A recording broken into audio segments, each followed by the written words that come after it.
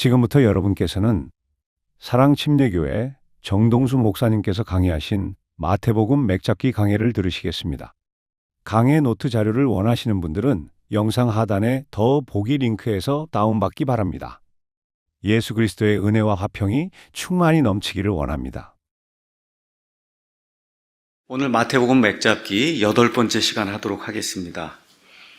마태복음은 하늘의 하나님께서 이 땅에 왕국을 세우신다고 하는 왕국의 복음을 가르쳐주는 그와 같은 내용으로 가득 차 있습니다.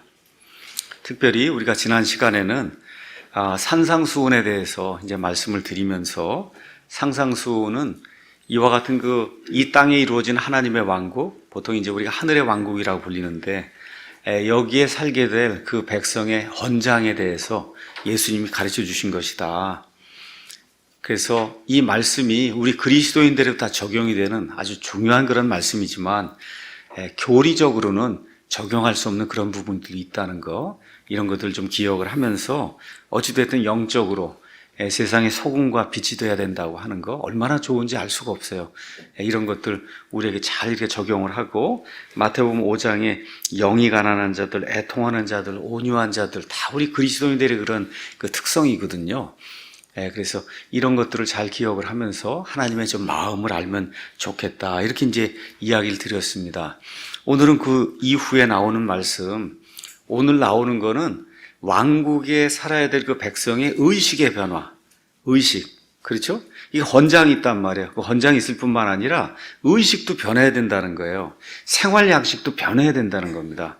그래서 하나님께서 말씀해 주시는 우리 왕국 백성의 의식의 변화, 생활 양식의 변화, 이런 것들을 한번 성경을 통해서 살펴보고, 그리고 우리 삶에 좀 적용을 하면 좋지 않겠는가, 이렇게 좀 생각을 해봅니다.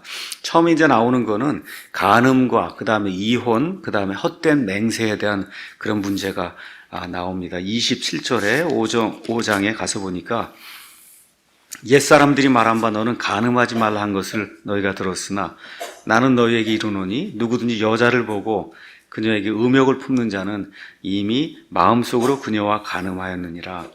이렇게 이제 나와요. 그래서 간음하지 말라. 하나님께서 이집트에서 백성을 이렇게 구출해 내시고, 그리고 시내산에서 십계명을 주셨어요. 그래서 그 십계명이 하나님이 원하시는 모든 것들을 간략하게 이제 요약을 한 건데, 그 십계명의 7번째 그 명령이 간음하지 말라는 겁니다. 간음하지 말라. 자, 간음이라고 하는 거는 성경에서 어떻게 이렇게 정의가 되어 있냐 하면, 이렇게 결혼할 때는 상대방에게만 내 자신을 주겠다, 이렇게 약속을 하고 결혼하는 거거든요. 근데 아시다시피 유대인들은 이런 결혼 예식 전에 정혼을 합니다. 근데 정혼한 그 순간부터 아직까지 육체적인 관계를 맺는 건 이제 결혼이 돼야 되는데, 정혼한 순간부터 남편과 아내가 되는 거예요. 그러니까 아직 육체적인 관계는 갖지 않았지만 사실은 법적으로 부부입니다. 그러니까 정혼한 이후부터 내 자신을 내가 정혼한 그 사람 외에는 주지 않겠다, 이렇게 이제 약속을 하고, 그러고 정혼하고 이제 결혼을 하는 건데, 근데 실제 간음이라고 하는 건 그 약속을 지키지 못하는 거예요. 결혼한 사람, 정혼한 그런 사람, 그 외에 하나님 원치 않는 이와 같은 육체 관계를 맺는 이런 것을 이제 간음이라고 이제 성경을 이야기하고, 그 다음에 결혼하지 않고 정혼하지 않은 사람들끼리 이와 같은 그 육체 관계를 맺고 하는 것을 성경은 이 음행, fornication, 이렇게 이제 이야기합니다. 그래서 adultery라고 하는 말하고, 그 다음에 fornication이라는 이런 말이 이 두 가지가 이제 성경에 어떤 성적인 그 범죄와 관련이 돼서 이제 나오게 됩니다. 물론 그 외에도 남성끼리 또 여성끼리 하는 동성애에 대한 것도 있지만, 어찌됐든 지금 예수님께서 말씀하시는 거는 간음에 대한 거, 그 다음에 이제 음행에 대한 그런 내용입니다. 자, 그래서 음행은 간음보다는 어느 면에서 그 처벌이 옛날에 이렇게 좀 약했어요. 왜냐하면 간음죄가 더 심각한 그런 죄였기 때문에 그렇습니다. 자, 음행은 예를 들어 결혼하지 않은 처녀 총각이 어떤 그런 일을 이제 저질렀다, 이렇게 되면 결혼하면 되잖아요. 그렇죠? 그래서 결혼하면 되기 때문에 처벌이 상대적으로 약했어요. 근데 이제 간음은 이미 결혼이 다 돼 있는 그런 상태에서 처벌해서 살지 말라 이렇게 할 수 없는 거잖아요. 이게 이렇게 되기 때문에 상대적으로 처벌이 굉장히 심했습니다. 어떤 처벌을 내렸냐? 모세 율법에 따라 간음한 경우 남자 여자 그 당사자들을 죽이는 이와 같은 처벌을 레위기 20장 10절, 21장 9절 이런 데 가서 보면 그렇게 이제 나오거든요.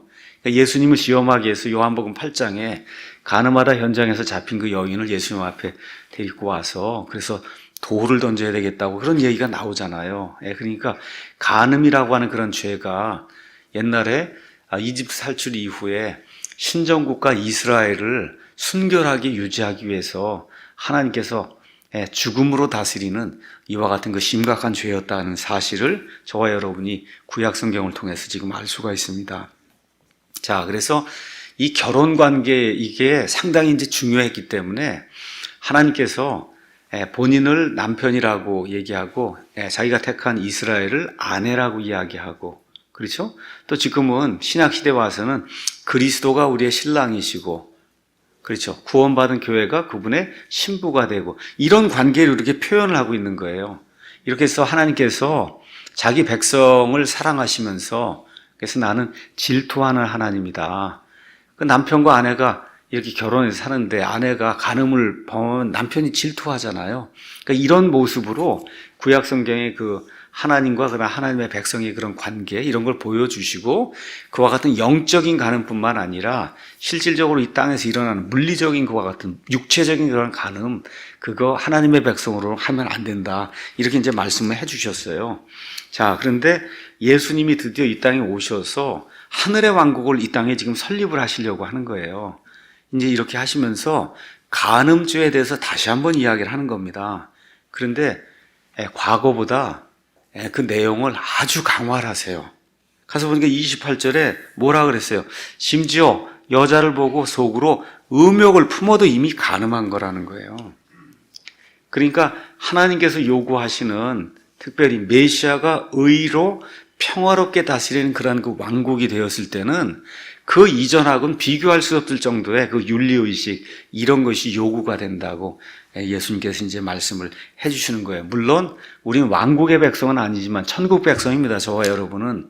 그럼에도 불구하고 여기 나와 있는 그 하나님의 말씀 그대로 저와 여러분이 우리 삶 속에 적용을 해서 간음하지 않는 그러한 삶을 살아야 됩니다. 그 다음에 이제 나오는 게 또 뭐가 있냐면 이혼 문제가 나오는 거예요. 31절에 또 일렀을 누구든지 자기 아내를 버릴 자는 그녀에게 이혼 증서를 줄지니라 하였으나 나는 너에게 이르노니 누구든지 음행이 아닌 다른 이유로 자기 아내를 버리는 자는 그녀로 하여금 간음하게 하며 또 누구든지 이혼당한 여자와 결혼한 자는 간음하느니라. 자, 예수님께서 이 땅에 이제 오셔서 왕국을 이제 세우시려고 하는데 가장 문제가 되는 사람들이 누구냐 하면 모세의 율법이 만들어진 이후에 하나의 그 율법 종교 시스템을 만들어서 이 사람들에게서 종교를 이용해서 착취를 하는 그런 사람들이 생겨났어요. 이 사람들을 종교인이라고 이야기합니다. 그 종교인들의 대표적인 사람들이 서기관, 율법 박사, 그 다음에 바리새인, 그렇죠? 등등 이런 사람들이에요. 예수님 당시 종교 지도자 가운데 만연해 있던 이와 같은 그 범죄가 뭐냐? 이혼하는 거예요. 이혼하는 거. 그래서 누가복음 14장 14절에서 18절 가서 보시면 예수님께서 탐욕스러운 바리새인들에 대한 이야기를 하시면서 14절에 그 다음에 18절에 이들이 간음을 한 자들이다 그렇게 이야기를 하고 있습니다. 그러니까 종교인들 가운데 그냥 결혼을 합니다. 결혼한 다음에 그냥 살만큼 살다가는 다른 여자가 또 좋아요. 그러면 이혼 증서를 하나 써주고 그러면 또 다른 여자를 취하는 거예요. 또 얼마 지나면 또 다시 이혼 증서 써주고 또 다른 여자를 취하고 하는 이런 일들이 이제 너무 이 유대인 사회에 만연이 되어 있으니까 이 하나님의 왕국, 의가 이루어지는 이 천년왕국, 하늘의 왕국에서는 이런 거 허용이 안 된다고 지금 이야기를 하는 겁니다. 그래서 예수님께서 말씀하신 거 음행의 이유 외에는 이런 것들을 허용을 할 수 없다. 예수님께서 분명하게 말씀해 주셨어요. 특별히 유다 민족이 우상 숭배를 하다가 결국 하나님의 심판을 받고 이제 바빌론 포로 생활 가서 70년간 그곳에 우상을 이제 숭배하다가 그러고는 회개하고 이 땅에 돌아와요. 그래서 그 이후부터는 우상숭배했다는 이야기는 안 나옵니다. 여기도 가서 보시면 우상숭배 얘기는 안 나오거든요. 근데 사회적으로 문제가 됐어요. 어떤 문제가 생겼냐 하면 자기 아내를 마음대로 버리는 그런 일이 생긴 거예요. 정확하게 성경이 그게 어디에서 나온 거라고 이야기하지 않지만 저와 여러분이 말라기서를 가서 보시면 하나님께서 마지막으로 이 말라기 대언자에게 구약시대 하나님의 말씀을 대언해 주시면서 거기서 한 이 꼭지를 따서 이 부분 꼭 짚어야 되겠다고 한 게 그게 이혼에 관한 거예요. 그래서 말라기서는 바빌론 포로 생활 이후에 그 백성을 위해서 기록된 건데 아마 이 바빌론 생활 가서 포로 생활하면서 우상 숭배하는 거는 완전히 버렸는데 거기서 바빌론 사람들이 행하는 어떤 그 마음대로 이 여인을 취했다가 그냥 내버리고 하는 이와 같은 이혼 풍습을 혹시 바빌론에서 습득을 해갖고 돌아온 것은 아닌가, 우리가 그렇게 유추도 이제 해볼 수가 있습니다. 마태복음 바로 옆에 가면 말라기가 나옵니다. 말라기 2장에 10절에서 16절에 가서 보시면 이혼 죄에 대해서 하나님께서 말라기 대언자를 통해서 책망하는 내용이 나옵니다. 우리 모두에게 한 아버지가 계시지 아니하냐. 저와 여러분에게 땅에 있는 아버지는 많이 있지만 실제로 저와 여러분 이 땅에 내주신 분, 그 아버지는 한 분뿐이 안 계신다는 거예요. 한 하나님께서 우리를 창조하지 아니하시느냐. 어찌하여 우리가 우리 조상들의 언약을 더럽힘으로 각 사람이 자기 형제를 대적하고 그리고 배신하느냐. 그 이야기를 하는 거예요. 자, 그 다음에 이제 쭉 이야기가 나오면서 14절에 그럼에도 너희는 이르기를 어찌된 까닭이니까 하는도다. 그 까닭은 주께서 너와 내가 어려서 취한 아내 사이에 증인이 되셨기 때문이다. 유대인들 남자들은 그저 한 17, 18 이쯤이면 결혼을 했고 뭐 여자들은 뭐 14살, 15살 이렇게 되면 그 당시에 결혼을 한 거예요. 그러니까 여기 어려서 취했다는가, 아내를 어려서. 여러분 만 15 요쯤에 이제 결혼을 했단 말이에요. 내가 그녀를 대적하며 배신하였으나 그녀는 여전히 내 짝이요 내 언약의 아내니라. 자꾸 아내를 갖다 버리고 그리고 이혼증서 하나 써주고는 또 다른 사람을 아내로 취하고 하는 그런 일들이 이제 발생한 거예요. 그래서 여기 가서 보니까 하나님께서 뭐라고 말씀하시냐. 하나님께는 영의 여분이 있었을 때 그분께서 하나를 만들지 아니하셨느냐. 어찌하여 하나만 만드셨느냐. 이것은 그분께서 하나님을 따르는 씨를 구하고자 하심이라. 하나님께서 만들려고 하시면 여자도 많이 만들어서 아담한테 가져다 줄 수 있었다는 거예요. 그런데 아담을 위해서 여자를 몇 명만 만들어요. 하나만 만드는 거예요. 하나님이 하려고 하면 100명, 1000명도 만들어서 가져다 줄 수 있었다. 근데 한 여자만 만들었다는 거예요. 그 이유가 뭐냐? 이것은 그분께서 하나님을 따르는 씨, 영어 가서 보시면 가들리라고 되어 있어요. 가들리. 하나님을 따르는 경건한 그런 씨를 구하고자 하십니다. 그래서 일부 다처제가 되고 여자를 많이 취하게 되고 이렇게 될 때는 하나님 따르는 그와 같은 일 하기가 대단히 어려워진다는 거예요. 그러니까 바빌론 사람들, 이런 사람들이 하나님 추구하기가 어렵다는 겁니다. 그러므로 너희 영을 조심하여 아무도 어려서 취한 아내를 대적하며 배신하지 말지니라. 지금 그렇게 이야기하고 있는 겁니다. 자, 그래서 주 곧 이스라엘 하나님이 말하노라. 나는 아내 버리는 것을 미워하노라. 사람이 자기 옷으로 폭력을 담나니 그러므로 너희 영을 조심하여 배신하지 말지니라. 만군의 주가 말하노라. 이렇게 이 폭력이라고 표현한 겁니다. 이 이혼을 이렇게 해갖고 이걸 대해서 사람 볼 때는 이걸 덮는데 그건 너희끼리는 이게 덮는 걸로 보여도 내 눈에 그게 덮는 걸로 보이겠냐. 내가 볼 때 엄청나게 큰 죄니까 절대 이런 일을 하면 안 된다.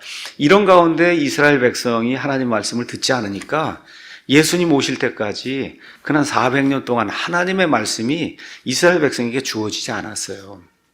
자, 이런 가운데 예수님께서 오셔서 왕국을 선포하시고 구약 성경에 나와 있는 그 메시아 왕국, 그걸 내가 이 땅에 세우기에 왔다. 내가 헌장도 주었다. 그런데 이제는 생활 양식, 그 다음에 의식에 이런 변화가 생겨야 된다. 그것 중에 하나가 지금 이 유대 땅에 만연해 있는 이 이혼이라고 하는 이런 관습, 이거 갖다 버려야 된다. 지금 그렇게 이야기하고 있어요. 근데 그 이혼이라는 게 지금 세상이 이제 시간이 점점 지나면서 유럽 이런 데다 파급이 되고, 그 다음에 지금 미국으로 파급이 되고, 이렇게 되면서 부끄럽지만 어쨌든 지금 한국이 OECD 국가 중에 이혼을 가장 많이 하는 그런 국가 중에 하나로 지금 우뚝 올라섰습니다. 이게 자랑할 게 아닙니다, 이게. 그래서 지금 상당히 지금 어려운 그런 시절이 우리에게 이제 오게 되는 거예요. 그래서 이제 예수님께서 마지막으로 종교 지도자들에게 경고를 주십니다. 그 경고 준 내용이 마태복음 19장 나와 있습니다. 19장에 십자가 사건 생기기 전에 마지막으로 경고 주는 거예요. 이 이혼과 결혼에 대한 그 이야기. 19장 3절에서 이야기합니다. 바리새인들도 그분께 나와 그분을 시험하여 그분께 이르되, 이거 종교인이에요. 율법을 세세하게 만들어서 이걸 지키지 않으면 안 된다고 주장하고 율법을 가장 완전하게 지킨다는 사람들이 이야기하는 거예요. 그분께 이르되 남자가 무슨 이유로든 자기 아내를 버리는 것이 율법에 맞나이까. 무슨 이유를 대도 상관없어요. 뭐만 써주면 돼요. 이거 이혼 증서 그거 해주고 처음에 올 때 아내를 취할 때 지참금 주고 이렇게 하면 되는 거거든요. 그러니까 무슨 이유로든 이게 버리는 게 율법에 맞냐. 그랬더니 그분께서 대답하여 그들에게 이르시되, 처음에 사람을 하나님께서 처음 만드셨을 때, 창세기 1장 그 사람 처음 만드셨을 때 그들을 만드신 분께서 그들을 남성과 여성으로 만드시고 말씀하시기를, 이런 까닭에 남자가 아버지와 어머니를 떠나 자기 아내와 연합하여 그들 둘이 한 육체가 될지니라 하신 것을 너희가 읽지 못하였느냐. 이렇게 이제 기록이 되어 있습니다. 어떤 분이 이번 주에 킵바이블에 이거를 올렸더라고요. 여기 왜 남자가 왜 나오느냐 이런 이야기를 이제 물어봤어요. 자, 한번 가서 잠깐 창세기로 한번 가서 볼까요? 창세기 1장으로 넘어가서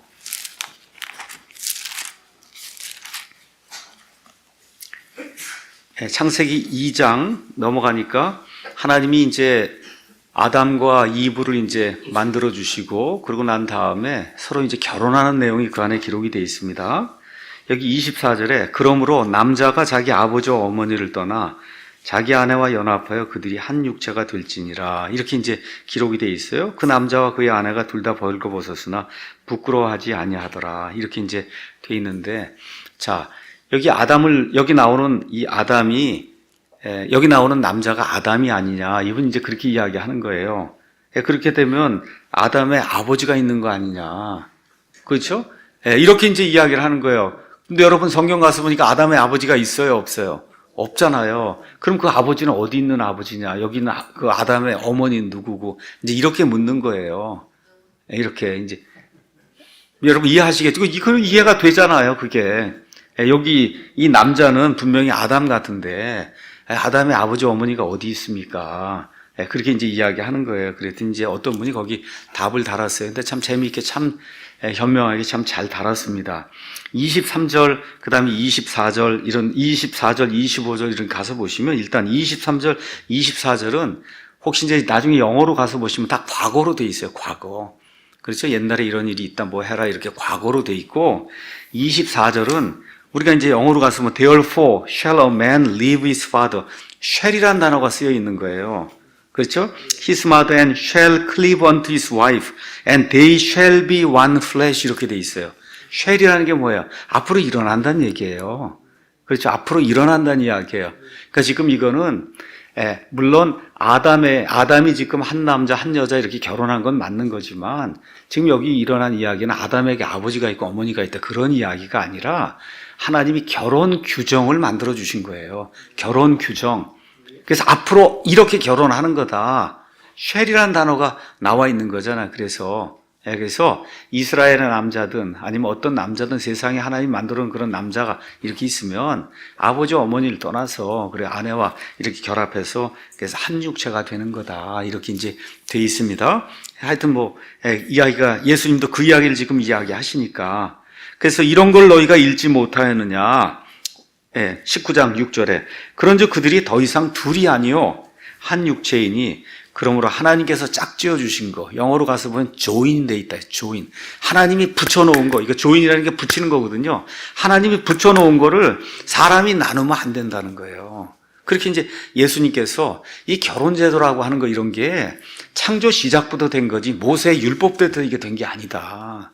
그 말씀을 해주시고는 예. 그러니까 그들이 그분께 이르되 그럼 어찌하여 모세는 이혼 중서를 주어 그녀를 버리라고 명령하이까 하니 그분께서 그들에게 이르시되 모세가 너희 마음이 강팍함으로 너희 아내를 버리도록 너희를 허락하였으나 이 내용이 어디 나오냐? 신명기 24장 1절에서 4절 가서 보시면 여러 가지 이유로 이혼할 수 있는 이와 같은 그런 규정을 줬어요.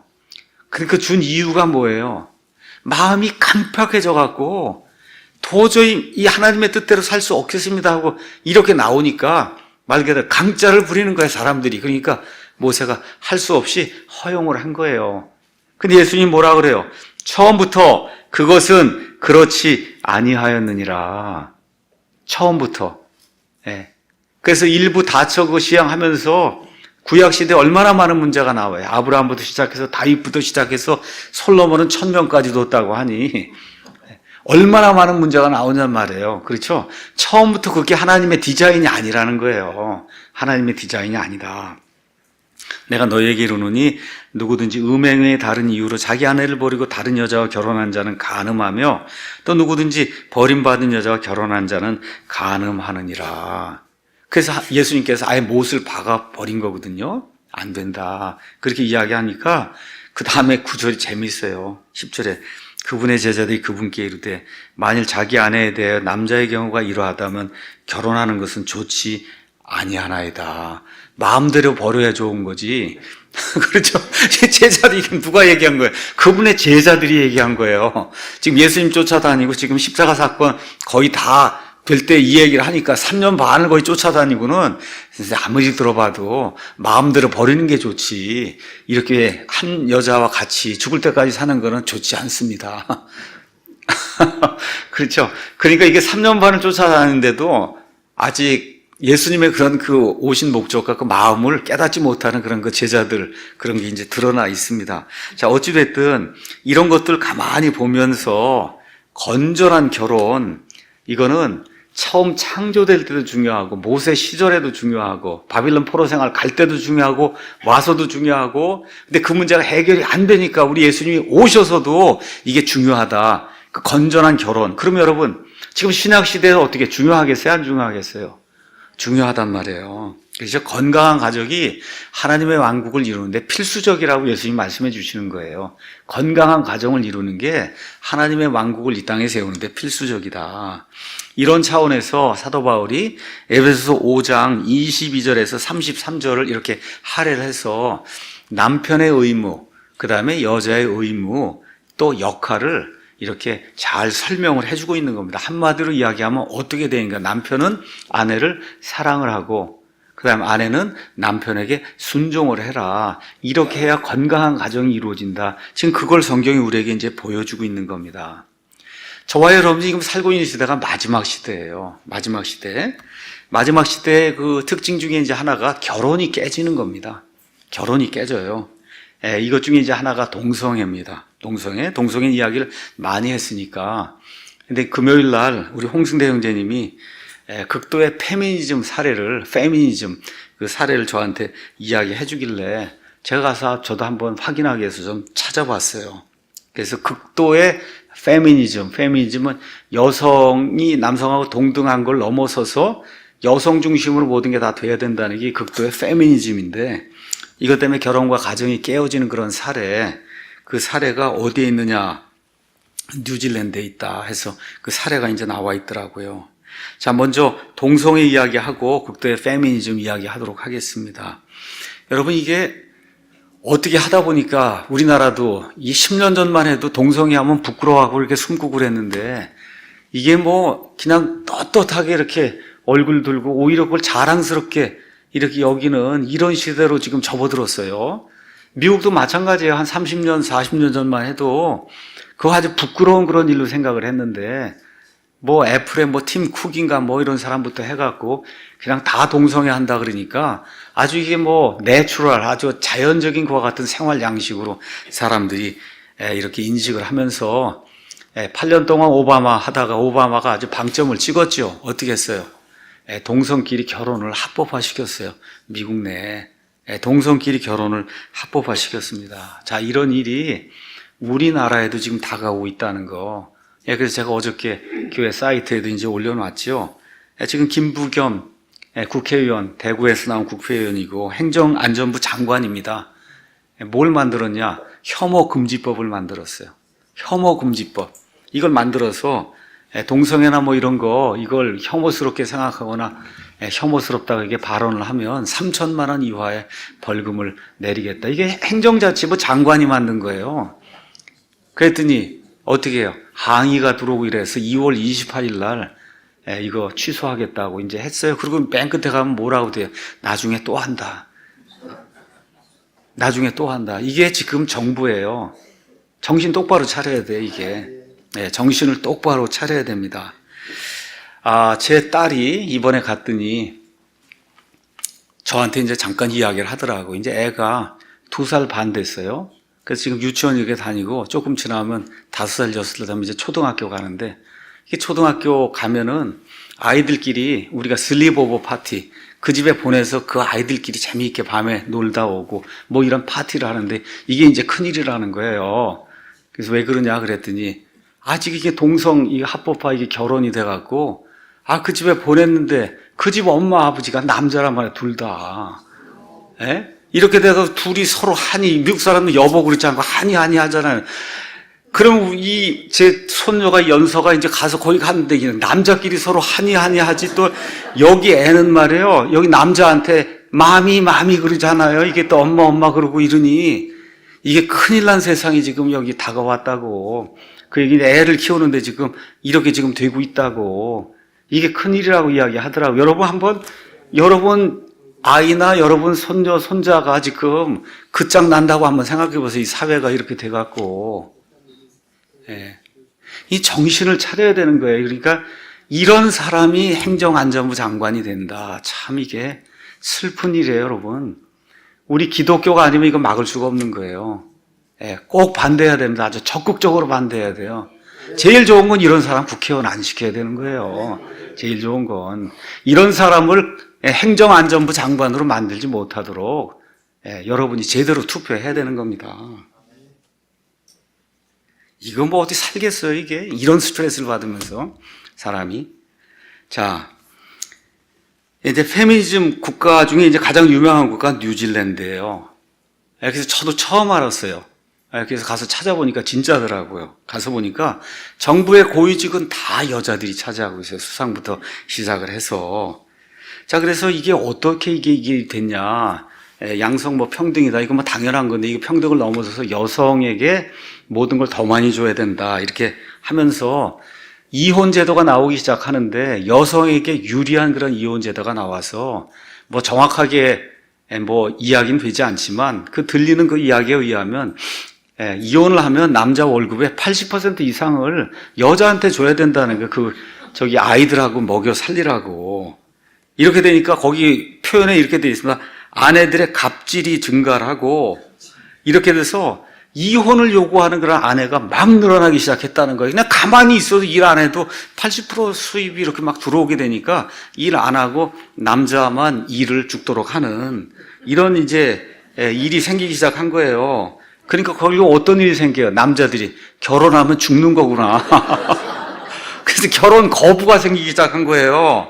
그러니까 뭐예요? 동거만 하는 거예요, 동거. 절대 결혼은 안 하고, 동거. 근데 여러분 이게 알고 보니까 여기 뉴질랜드만 그런 게 아니라 유럽이고 미국이고 다 지금 똑같이 우리나라도 이제 그런 시대가 오게 되는 거예요. 이렇게 동거만 이제 하게 되니까 결국 어떻게 돼요? 여자들이 돈을 못 벌게 되고 이렇게 되면서 복지 시스템 이렇게 연명하는 가운데 어떤 일이 생겼냐? 남자들 중에 좀 실력이 있고 좋다 이런 사람 있잖아요. 뭐 공부도 많이 하고 뉴질랜드를 탈출했어요. 몇 프로가 탈출했냐? 15%가 탈출한 거예요. 젊은 사람들 가운데 공부 많이 하고 뭐 좋은 신랑감이다 이런 사람은 다 탈출하고 나니까 이제 결혼할 수 있는 상대가 없는 거라. 그거를 몇십 년을 겪고 보니까 이게 좋은 것 같았는데 나중에 보니까 그러니까 이게 안 된다는 걸 깨달은 거예요. 그럼 여자들만 남게 되고 그러니까 어떤 일이 생겼냐? 그냥 남자면 아무라도 결혼해달라. 이런 일이 이제 생긴다는 게 이게 자, 이렇게 하나님의 이러한 그 질서가 파괴가 되면 이런 어려움이 생긴다. 동성애 문제, 극도의 페미니즘 문제.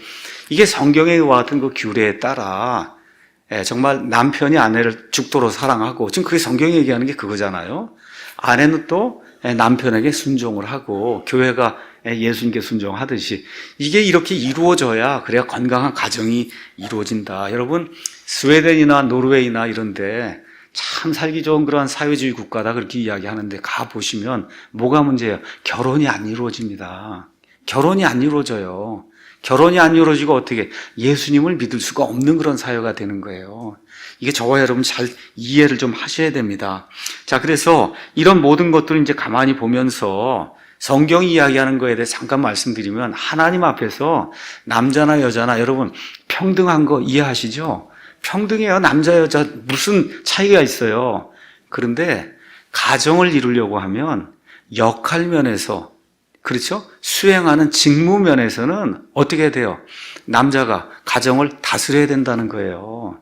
이게 이루어지지 않으면 그러면 이 결혼 생활이 제대로 이루어지지 않고, 그러면 하나님을 따르는 경건한 씨를 우리가 내야 되는데 그게 안 된다고 성경이 이야기해주고 있는 겁니다. 자, 그래서 이런 것들 기억하면서 왜 예수님께서 왕국의 복음을 이 땅에 선포하시고 헌장을 주시면서 가장 먼저 이혼 문제, 간음 문제, 음행 문제 이런 것들을 지적을 하시는가? 다시 말씀드려, 생활 양식과 의식의 변화가 생겨야 되는데 거기에 가장 중요한 게 사회와 국가의 가장 기본 단위가 가정이잖아요. 교회의 기본 단위도 가정이거든요. 이게 건강해야 하나님의 뜻이 실현이 될 수 있다. 이거에서 하나님이 그걸 먼저 이제 말씀을 해주시는 겁니다. 그 다음에 이제 나오는 게 뭐냐면 헛된 맹세하는 게 33절에서 이제 37절에 나옵니다. 맹세. 맹세라고 하는 건 지존자를 두고 약속하는 거예요. 지존자를 두고 약속하는 거. 그래서 하나님께서 원래는 거짓 맹세하는 거, 또 보통 대화에서 맹세할 때 지존자를 두고 하다 보니까 괜히 하나님의 이름을 들먹이면서 그러고서 하나님의 이름으로 맹세한다. 이런 건 하나님께서 헛되이 하나님의 이름을 취하는 거 하지 말라고 분명히 십계명에서 말씀해 주셨어요.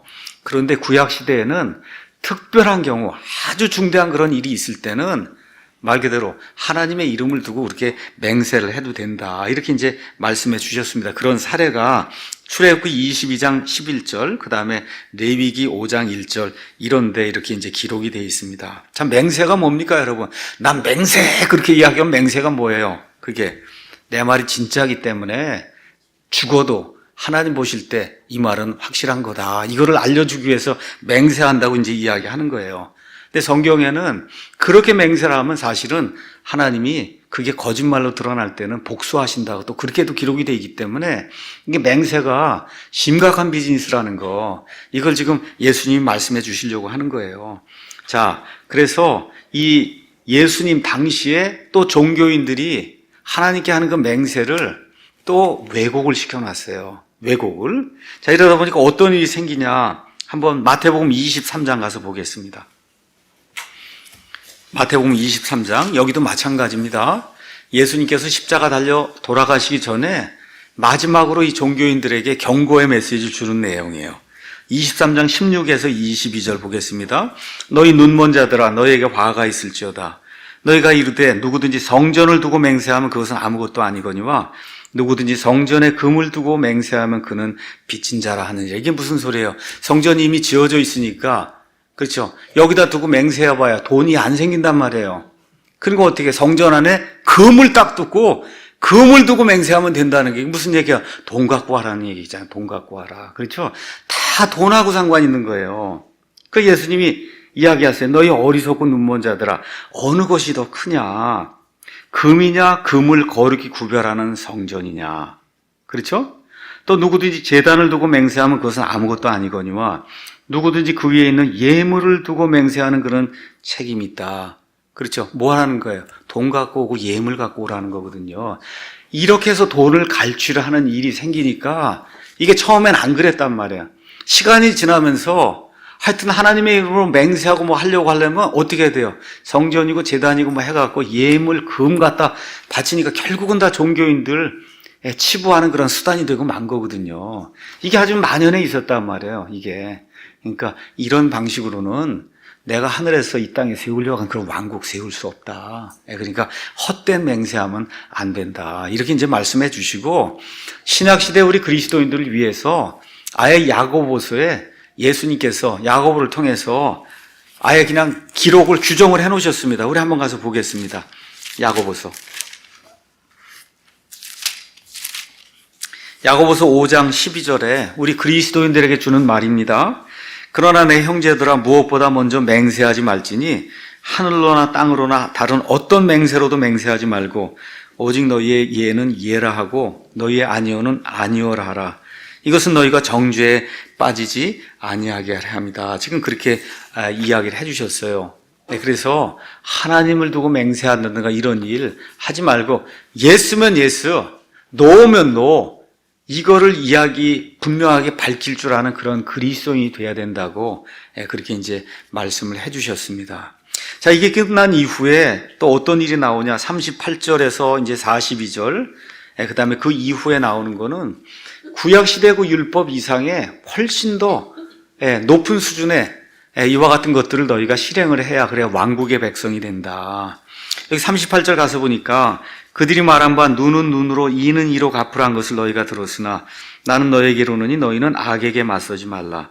누구든지 내 오른뺨을 치거든 그에게 다른 뺨도 돌려대며 또 어떤 사람이 너를 법에 고소하여 내 덧옷을 빼앗으려 하거든 내 겉옷까지도 가지게 하고 이렇게 이제 이야기하면서 규정을 강화하는 그런 내용이 나옵니다. 여러분 잘 아는 것처럼 옛날에 모세의 율법이 기록되던 그런 그 시대에 다른 나라 이스라엘은 말할 것도 없고 다른 나라에는 이런 규정 자체가 없었어요. 그러니까 옛날에 어떤 사람이 와서 이빨을 부러뜨리면 죽이는 거예요. 죽여. 그러니까 하나님은 어떻게 규정했어요? 이빨은 이빨만 부러뜨려야 된다. 그렇게 규정을 해준 거예요. 눈 빼면 눈만 빼야지 죽이면 안 된다. 그러니까 그 당시로서는 그게 은혜예요. 그 당시에서는 그게 은혜예요. 그 당시에는. 그렇게 이제 규정을 이렇게 해줬거든요. 그것만도 긍휼을 베푼 거예요. 근데 예수님께서 이제 시대가 바뀌어서 왕국의 복음이 선포가 된 이런 시대에는 그때는 그렇게 하면 안 돼. 그 이상의 훨씬 높은 그런 규정을 내가 너희에게 주니까 그렇게 하면서 이제 또 나오는 게 원수를 사랑하란 말이 43절, 44절에 이제 나오는 거죠. 자, 가서 보니까 너는 내 이웃을 사랑하고 내 원수를 미워하라 한 것을 너희가 들었으나 사실 하나님이 이 말씀 주신 거 없거든요. 원수를 미워하라는 이야기는 사실 이거는 나중에 율법학자나 이런 그 성경을 가르친다고 하는 사람들이 자기들 그런 규정을 해서 만들어 놓은 거예요. 랍비들이 더한 거예요. 그렇죠? 그런데 예수님께서 왕국의 백성이 되려고 하면 최소한 원수까지도 사랑을 해야 된다고 지금 이야기를 해주시고 있는 겁니다. 자, 그러니까 이게 여러분 여기 나와 있는 이런 규정들을 이렇게 지키려고 하면 사람의 힘으로는 불가능하지 않겠어요? 사람의 힘으로 거의 불가능한 그런 일들을 이야기하시는 거예요.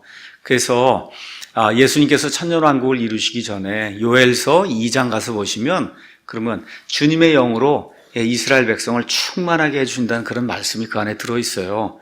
그래서 사람의 힘으로 안 돼요. 영적으로 성숙해서 하나님의 영에 충만하게 될 때만 이런 일들이 사실 가능한 거예요. 이런 거 이야기하니까 그럼 전쟁 나면 싸우지 않아도 되겠네요. 여러분 그런 원수 이야기하는 거 아닙니다. 여기 나오는 원수는 개인적인 문제 이걸 다 틀어진 사람을 지금 이야기하는 거지. 싸움 나면 가서 싸워야 되는 거예요. 저와 여러분이. 그거 원수 그런 거 얘기하는 거 아니에요. 또 이런 거 기억하면서 또 마태복음을 까딱 잘못 이해하면 그러면 45절 말씀 이런 사람 또 이해하시는 분이 이렇게 이해한단 말이에요. 그리하면 그렇죠? 그러니까 선을 베풀고 악을 행하는 자들 다 사랑하고 그렇게 하면 너희가 하늘에 계신 너희 아버지의 아이들이 된다. 이렇게 해서 구원받는구나. 이렇게 생각하면 안 된단 말입니다, 이게. 여러분 이해하시겠죠? 지금 여기 왕국의 백성이 지켜야 될 어떤 그런 규정들, 생활 양식의 변화, 의식의 변화, 지금 이런 걸 이야기하는데 지금 여기가 그리스도인들에게 주어지는 신약시대의 어떤 확실한 교리라고 생각하고 이걸 그대로 가르치면 그럼 어떻게 해요? 열심히 도와주고 원수를 사랑하고 선을 베풀고 이렇게 하면 구원받는구나. 이렇게 생각하면 안 된다는 거예요. 지금 내용이 그런 내용이 아닌 거예요. 구원의 방도가 아니라는 거. 그럼에도 불구하고 많은 인본주의 이런 학교들에서 이게 구원의 방도라고 가르친단 말입니다. 이렇게 하나님의 아이들이 된다. 아니에요. 이런 거 전혀 그런 내용 아닙니다. 구원은 신구약 통틀어서 처음부터 끝까지 구원받는 유일한 방법은 하나님의 말씀을 믿는 거예요. 믿음으로 받는 거예요. 하나님의 은혜로 받는 거예요. 내 행위로 착한 일 많이 한다고 받는 거 없습니다. 절대. 그래서 이런 내용도 저와 여러분 꼭 기억을 해야 됩니다. 그래서 하나님께서 악한 자들에게도 은혜를 베풀어 주시고 비도 내려주시고, 여러분 비 내리는데 예수님 믿는 사람 그 집에만 비를 딱 이렇게 밭에만 내려주고 안 믿는 사람들 밭에는 안 내려주고 그렇지 않잖아요. 그러니까 보편적인 긍휼, 그렇죠? 보편적인 하나님의 돌보심, 이런 것들을 지금 이야기하고 있는 거다. 자, 이게 끝난 다음에 예수님이 계속해서 이야기하는 거예요.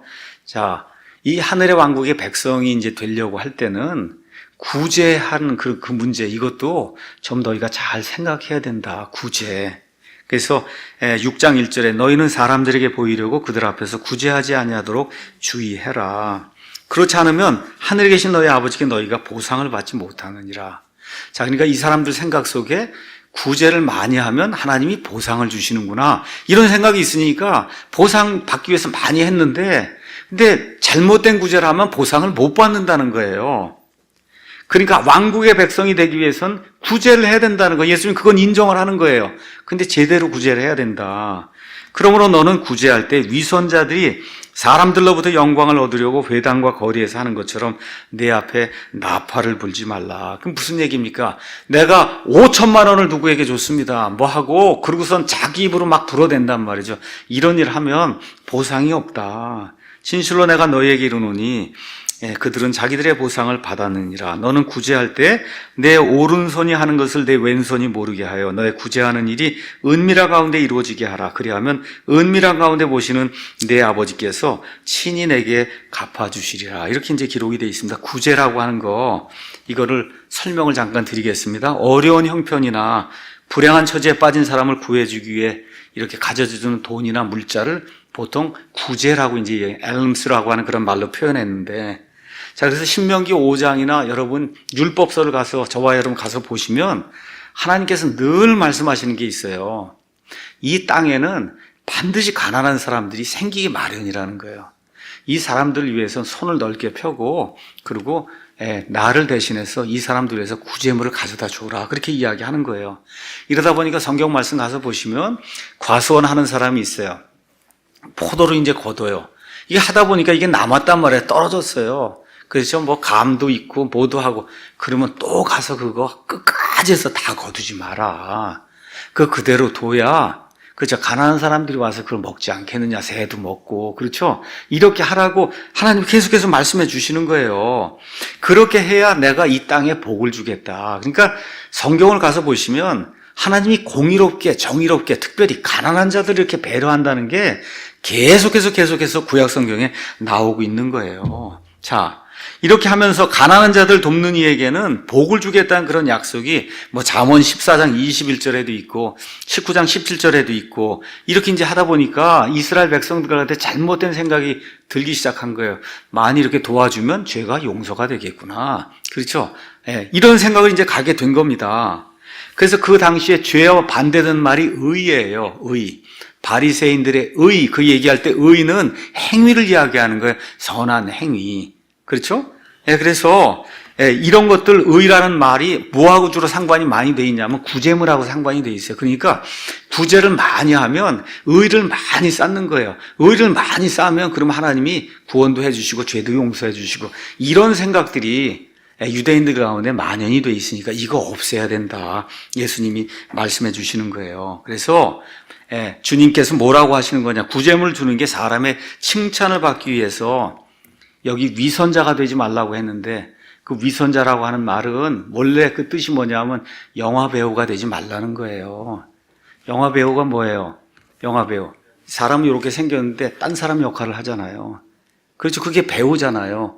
그날 아주 슬픈 일이 있어도 그날 맡은 역이 기쁜 일이 여기면 막 웃어가면서 해야 되는 거야. 그렇죠. 이게 뭐예요? 겉과 속이 다른 게 그게 영화배우, 배우거든요. 연극 배우. 그걸 위선자라고 이야기하면서 그래서 예수님께서 너희가 칭찬을 받기 위해서 뭐 죄를 용서받기 이런 일을 하면 이것은 위선자가 되는 거다. 그렇게 이제 이야기를 해주는 거예요. 자, 그래서 이 사람들에게 무언가를 받으려고 내가 오늘 10,000원 했습니다. 50,000원 했습니다. 11조를 1,000,000원 했습니다. 이런 거 제발 하지 마라. 유치한 일이다. 하나님이 은밀하게 보상해 주시는 거, 이걸 바라는 사람이 하늘의 왕국의 백성이다. 예수님이 이제 그 얘기를 해 주시는 거예요. 그래서 여러분과 제가 이 시대가 끝난 이후에 사도행전 넘어가면서 드디어 무슨 시대가 열려요? 교회 시대가 열리잖아요. 교회 시대에서 가장 강조를 많이 했던 게 뭐예요? 구제하는 거예요. 교회 안에 가난한 사람들이 굉장히 많았어요. 구제해야 된다고 해서 그래서 많은 것들 구제하는 그런 내용이 나옵니다. 이게 교회 안에서 특별히 이런 그 규제나 그러니까 구제하는 거 하고 그 다음에 누구에게 어떤 선을 베풀고 하는데 공평하지 않은 그런 일이 일어나면 사도행전 6장에 가서 보세요. 거기에 두 종류의 과부들이 있었어요. 다 유대인인데 하나는 유대 땅에 태어나서 히브리 말을 하는 그런 과부가 있고 하나는 유대 땅 밖에서 저기 땅에서 태어났다가 하나님의 말씀을 듣고자 해서 여기 지금 유대 땅에 와서 그래서 예수님의 복음을 듣고 근데 이 사람들은 유대 말은 잘 히브리 말은 잘 못하고 그리스 말을 하는 거예요. 그런데 여기 사도들이 이렇게 해갖고 교회가 이제 형성이 돼서 돈도 많이 생기고 하니까 이 가난한 과부들을 도와줘야 되는데 누구를 더 많이 도와줘요? 히브리 말하는 사람들 더 많이 도와주고 그리스 말하는 사람 조금 덜 도와주고 그러니까 불평이 터져 나오잖아요. 그렇죠? 이런 일을 하면 안 된다. 교회 안에도 마찬가지고.